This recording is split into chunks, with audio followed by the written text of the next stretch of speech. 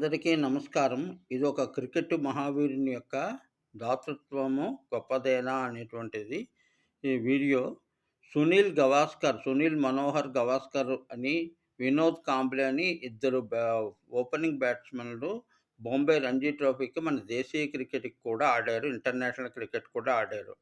అయితే ఈ మధ్య వినోద్ కాంబ్లీకి ఆరోగ్యం బాగోలేదని ఆసుపత్రి ఖర్చులు పెరిగుంటాయి. ఇంకేముంది, మనం అందరికీ తెలిసిన వ్యాధులే అయ్యుండొచ్చు. అయితే గవాస్కర్ గారు తన సహచరుడైనటువంటి బాంబేలో ఆడిన ఆ సహచరుడికి నెలకి 3,00,000 చొప్పున ఉదారంగా తన యొక్క సహాయాన్ని అందజేశాట 12 నెలలకి.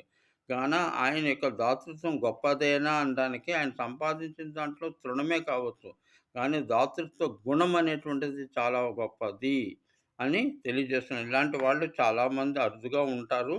గవాస్కర్ అన్నవాడు చిన్నవాడు.